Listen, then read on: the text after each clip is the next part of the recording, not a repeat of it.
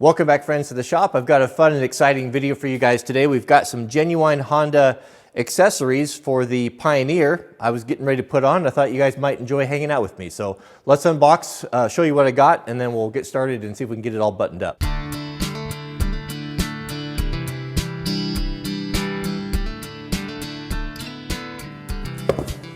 Let's see if, hopefully they gave us the right stuff. Man, I'll tell you, genuine Honda accessories.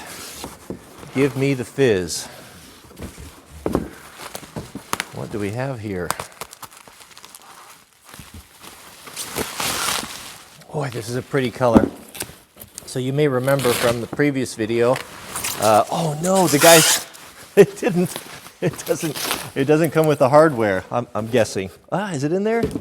Oh, you guys may. Here, let me show you. When we picked this up at the dealership a couple of weeks ago, the bonnet here blew off. When we got home, it was gone. I think the guys that put it together forgot to latch it properly. But the new one, the assembly didn't cut, well, it's not an assembly, it's just a single piece. It didn't come with the latches, so that's no big deal. I'll have to have them order those. Unless, of course, it's in the box, but I kind of doubt that. No matter, we'll move on to the next part here. So this is a glass windshield. I was looking at those Lexan or the plexiglass, but most of you guys that have experience with this told me get the glass one. Yeah, you've got the bezels and the visibility is not quite as good, but I'm with you too, man. I've not had good luck with plexiglass. It just doesn't seem to hold up as well. One of the features of these Honda accessories that I was pretty excited about was they say they're toolless. You don't have to have any tools to mount them up. I'm not sure exactly what that means, but we'll find out here together. Oh, I didn't realize you could put windshield wipers on these. We live in a county where you can drive these on the street if you put the street legal kit on it. The local sheriff is sympathetic to the cause here, so you just have to get it inspected, and then they'll give you a, I don't know if it's a plate or a sticker or what it is. That's really nice. Quality-wise, it's very nice. I mean, of course, just what you'd expect from Honda. Let's see what this is all about here.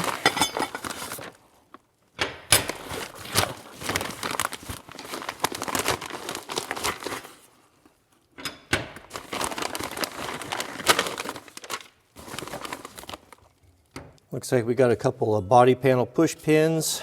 We've got some Torx cap screws, washers for said cap screws, and two nuts. I don't see any instructions. I guess you just have to get them from your QR code here. We are going to need a Torx driver.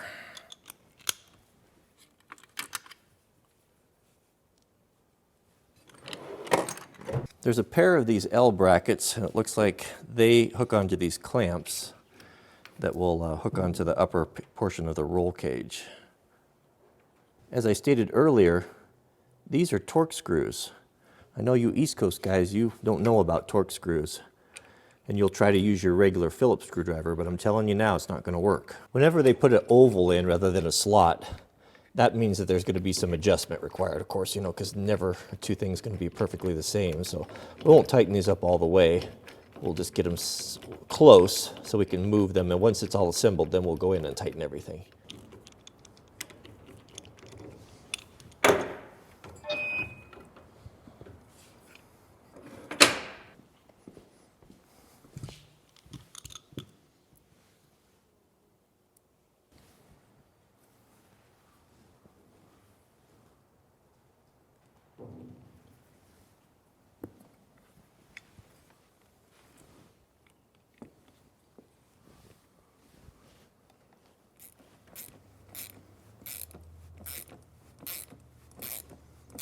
I think we are ready for our initial fit.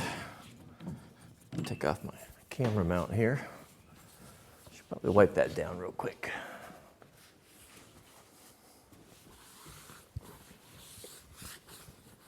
This might be a two-person job, but well, we're committed now, aren't we? Oh, this is definitely a two-person job.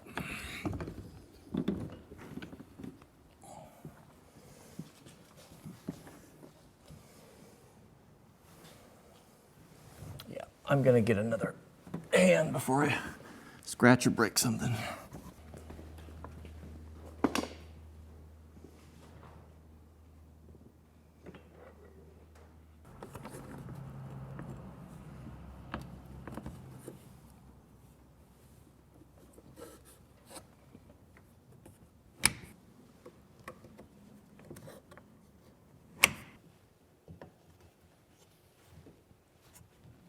I'll just line up the panel gaps here. I can see that this is a little bit sagging a little bit. That's a pretty good fit, really good fit. It'd actually be really easy to uninstall. Just snap the 6 clamps off, pull it off. It does definitely limits visibility from it being open, but this might be something that a guy puts on in the winter time and you take off for the summer. You see? Decals that don't leave a sticky residue behind. The only thing left are these little plastic body clips like you'd find in a door panel. They say to drill a 5/16 hole to clamp those down into the cowling.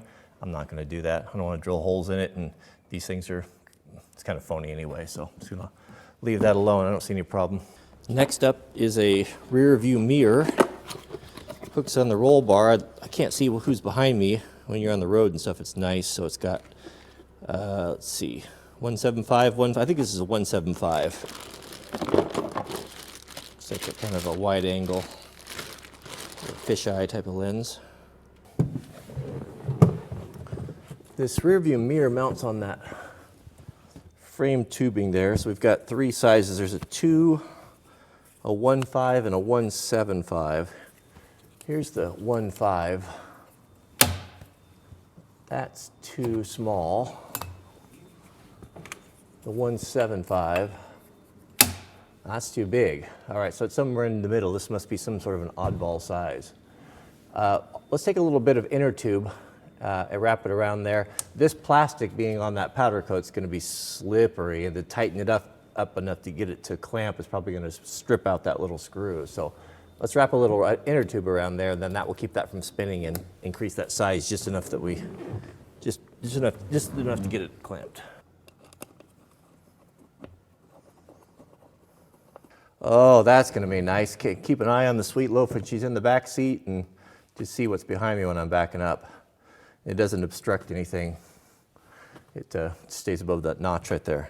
All right, the final thing is the full length top. Oh, that's plastic too. I don't know what the front is. You suppose this is the front? Yeah, it looks like it goes this way. Yeah. Okay, why don't you go to the back and I'll grab the front here.